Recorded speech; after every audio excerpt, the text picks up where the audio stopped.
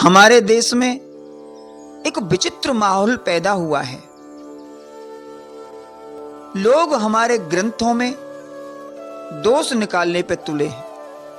कोई रामायण में दोष निकालता है, कोई पुराणों में दोष निकालता है, और फिर न जाने कहां कहां से ऐसे प्रश्न खोज के लाते हैं, ऐसी कथा खोज के लाते हैं, और वो कथा खोज के लाते हैं, पूरी पढ़ते वो भी नहीं है। कम से कम ऐसी कथा कोई खोज के लाए तो पूरी कथा पढ़े तो सही। अगर पूरी कथा पढ़ेंगे तो फिर उस कथा पर प्रश्न चिन्ह लगा ही नहीं सकते। इसलिए आगे का और पीछे का पढ़ते नहीं, बस बीच में जो अपने मतलब का मसाला है वो ले लेते हैं और उस पर लोगों को बहकाना शुरू कर देते हैं।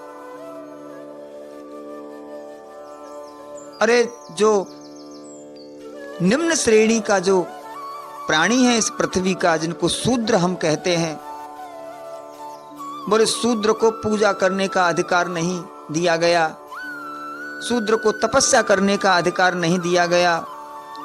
भगवान श्री राम ने त्रेता में एक सम्मुख नाम के शूद्र को मार दिया, क्योंकि वो निम्न जाति का होकर तपस्या कर रहा था। अब बोलो, कम से कम आप ये कथा पढ़ते तो सही। अगर आपने पढ़ी होती तो ये दिमाग में ये भद्दे विचार आते ही नहीं। भगवान राम ने सम्मुख को इसलिए नहीं मारा कि वो शूद्र था और तपस्या कर रहा था, नहीं, शूद्र था, वो तपस्या कर रहा था। तपस्या करने से भगवान प्रसन्न होते हैं, रुष्ट नहीं होते। परंतु तपस्या करने वाले का उद्देश्य भी सही होना चाहिए, कार्य करने वाले का उद्देश्य भी देखना चाहिए कि इसका उद्देश्य क्या है। इस सम्मुख का उद्देश्य ठीक नहीं था। एक कथा है वाल्मीकि रामायण के उत्तरकांड की। भगवान राम के राज्य काल में जो वर्ण व्यवस्था थी, जो आश्रम आदि व्यवस्था थी, बहुत सुंदर थी। राम के राज्य का की विशेषता अतुलनीय है। सभी अपने अपने धर्मों में लगे हुए थे, और जब सभी अपने अपने धर्मों का पालन कर रहे थे तो उस प्रजा में कोई दुखी नहीं था, कोई परेशान नहीं था, सभी आनंद से रहते थे। एक दिन भगवान श्री राम का दरबार लगा हुआ था और एक ब्राह्मण रोते हुए आया। उस ब्राह्मण ने श्री राम से कहा, हे राम, तुम पापी हो, तुम्हारा राज्य पाप से भरा हुआ है, आपने पाप किया है। भगवान बोले, हे ब्राह्मण, मैंने जो भी पाप किया है वो आप हमें बताइए तो हम सुधार करेंगे। उस ब्राह्मण ने कहा, मेरा इकलौता पुत्र मर गया, और इकलौता पुत्र किसी का पाप के कारण ही मरता है। तो मैं तो त्रकाल संध्या करता हूं, मैं कोई पाप नहीं करता। तो जो जनता होती है उनको राजा का भी पाप भोगना पड़ता है। तो हम तुम्हारा पाप भोग रहे हैं, आपने कोई पाप किया है या आपके राज्य में कोई पाप हो रहा है। भगवान राम ने जब ये बात सुनी तो बहुत दुखी हुए और उन्होंने ऋषियों को बुलाया। इन ऋषियों में देवर्षि नारद भी थे। भगवान राम ने पूछा, हमारे राज्य में ये ब्राह्मण इतना दुखी क्यों हुआ? हमसे ऐसा क्या पाप बन गया? हमारा क्या दोष है? हमारी प्रजा का क्या दोष है? अब बताइए, हम प्रायश्चित करने के लिए तैयार हैं। देवर्षि नारद ने कहा, हे राम, तुम में कोई दोष हो ही नहीं सकता, तुम तो सर्वथा दोष मुक्त हो। और आप ही नहीं, आपके नाम का सुमिरन जो करे वो दोष मुक्त हो जाए। आप में दोष होने की तो कल्पना ही करना बेकार है, परंतु आपके राज्य में एक दोष है, एक पाप हो रहा है। राम बोले बताओ। तो देवर्षि नारद ने बताया, एक शंभुक नाम का एक निम्न वर्ण का प्राणी है,